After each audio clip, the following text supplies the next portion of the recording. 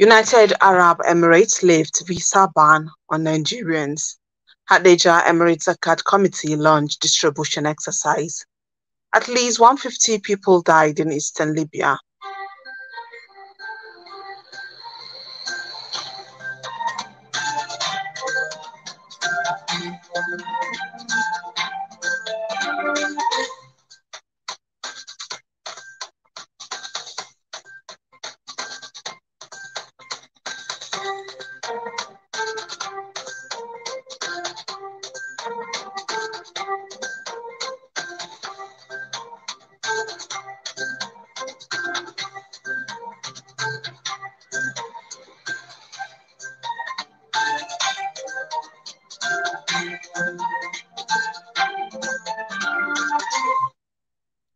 Today is 25th Safar 1445 after the Hijrah of the Prophet Muhammad sallallahu alaihi wasallam, which is equivalent to 11th September 2023. I am Salamtunut Aliman with the news and full. United Arab Emirates today lifted its months-long visa ban on Nigerians. This is as Etihad and Emirates Airlines are to resume flight operations to Nigeria with immediate effect. The decision follows talks between President Bola Tinubu and his Emirates counterpart, Mohammed bin Zayed Al Nahyan. President Bola Ahmed Tinubu and President of the United Arab Emirates, Mohammed bin Zayed Al Nahyan, today in Abu Dhabi, have finalized a historic agreement which has resulted in the immediate cessation of the visa ban placed on Nigerian travelers. Special Advisor on Media and Publicity Ajuri Gilali revealed in a statement he signed today. He said both Etihad Airlines and Emirates Airlines are to immediately resume flights schedules in and out of Nigeria without any further delay. The Minister of Education, Professor Tahir Mamman, said the Tinubu administration will grant full autonomy to federal government-owned universities in the country. Tahir noted that the autonomy will allow universities to source funding through various means to enable them meet their financial obligations. Speaking during the 2023 Nigerian Annual Education Conference, which had in attendance commissioners of education from state and other stakeholders in the education sector, Mamman said the Ministry will work to ensure that the goals of the Tinubu-led federal government are met as regards the education sector.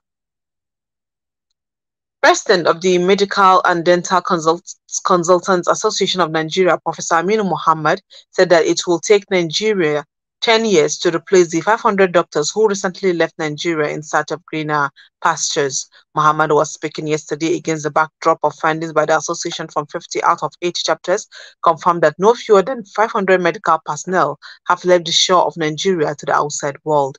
Aminu, who was fielding questions from newsmen shortly after he read a communique of the biennial delegates meeting of the association held today in Kano, lamented that the alarming migration of specialists out of the country painted a dark future for our health sector in the country. He stressed that according to the statistics available to them, more than 500 medical consultants have migrated out of the country in search of greener pastures elsewhere. People's Democratic Party has criticized President Bola Ahmed Tinubu's legal team over its header on the certified true copies of the presidential election petition court judgment, describing the defense by the legal team as an act of self-indictment. Their response is coming 48 hours after the presidential candidate of the party in the 2023 election, Atiku Abubakar, blamed the legal team. In a statement issued by the PDP National Publicity Secretary, Debo Onagba, today in Abuja, PDP noted that the claim by Tinubu's legal team that it scanned and watermarked its copy of the judgment with the inscription. Nigerian Electricity Regulatory Commission has developed an application that will help citizens lodge complaints about power outages and disruption across the country. Sanusi Garba, chairperson of the commission, while speaking during the app's launch in Abuja today, said the initiative is in line with the commission's pledge to improve service delivery to customers.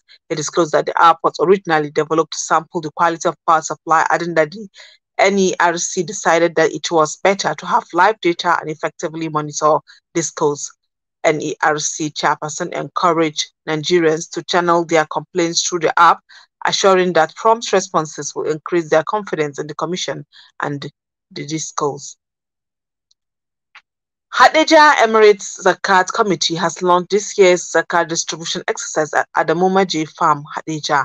Speaking at the launching, the chairman of the committee, Barrister Abdul Fattah Abdul Wahab, called on wealthy individuals to give out Zakat.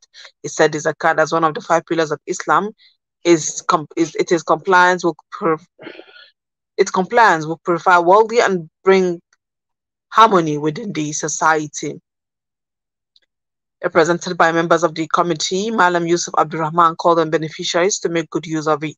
Earlier, the secretary of the committee, Engineer Ismaila Garba Barde, said bags of rice, guinea cotton, and maize worth millions of naira were collected from farms and distributed to beneficiaries. Some of the beneficiaries commended the committee for the exercise.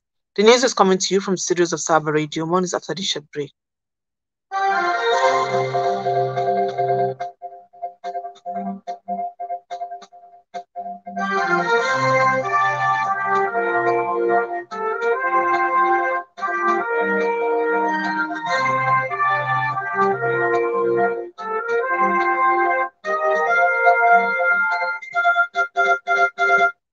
This is news on the hour.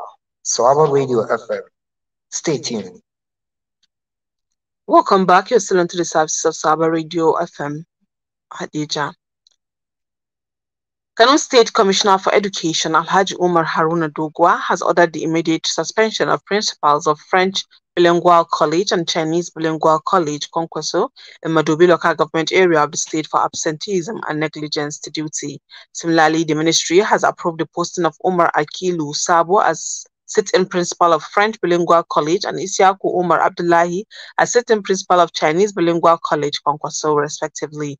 A statement on Monday by the Director of Public Enlightenment of the Ministry, Balarabe Abdullahi Kiru, said that the suspended principals were not in schools when the team of Take-Up Inspection paid a visit today to monitor the commencement of the 2023-2024 first-term school session. Dogwa warned all school authorities to shun any acts that will undermine the present administration's effort to revive the education sector. Gunmen suspected to be bandits have attacked Kulben community in Mangu local government area of Plateau State and killed 10 persons. A resident of Kulben village, Moses Fuan, today confirmed the attack in Jess.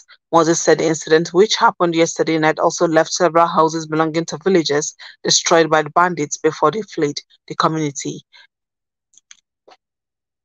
It was gathered that 10 persons were killed during the invasion. Now to international scene. Niger Republic's coupists have deployed military personnel along its border with Benin, one of its neighboring countries. This was according to a video which was posted today by a counter-insurgency expert and security analyst in Lake Chad, Zagazola Makama. Sawaba Radio reports that as part of its resolution to bring back democracy and restore constitutional order in Niger Republic, the Economic Community of West African States directed the deployment of the sub-regional standby force on August 10th. However, the ECOWAS is yet to invade Niger Republic despite all attempts to dialogue failed. At least 150 people have died after a powerful storm caused severe flooding in eastern Libya. Storm Daniel made landfall in the North African nation over the weekend, prompting authorities to declare a state of extreme emergency. Last week, it killed 12 people in Europe. 7 Libyan army personnel have gone missing during ongoing rescue efforts. Officials in eastern Libya have imposed a curfew while schools and shops have been ordered to close. Storm Daniel has affected the eastern parts of Benghazi and Sousse, as well as Derna and Al-Marj. Today is 9/11/2023, which marks an official day in the American history.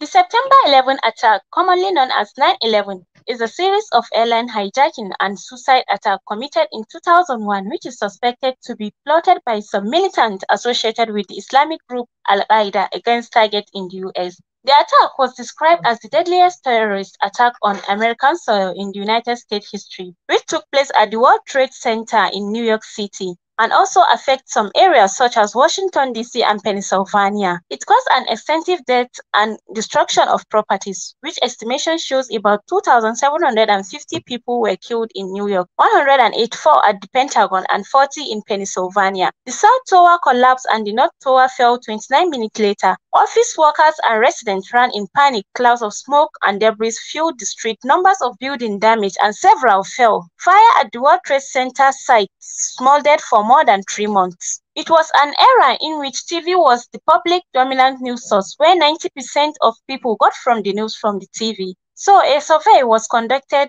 days after the incident, which shows the number of adults who felt depressed, trouble sleeping, difficulty in concentration, and so on. Mercy Boda, a survivor of the 9/11, is known as the Dust Lady, was an American legal assistant who worked for Bank of America, located in the World Trade Center at the North Tower. She happened to survive its collapse following the attack, but finally died on August 9, 2015 as a result of cancer, which is caused by the dust at the 9/11. Khadija Nurlamin Leman, Sawaba Radio. Thank you, Khadija Nurlamin, for that. That has been the news. Before I go, a recap of the major stories. United Arab Emirates lift visa ban on Nigerians. Hadija Emirates Zakat Committee launched distribution exercise. At least 150 people died in eastern Libya. That has been the news on the News Department. Our editor, Abdullahi Yawale Kofa Rayuwa, content announcer, Musamma Adam Iko. I am Salam Tukun Aliman saying good night.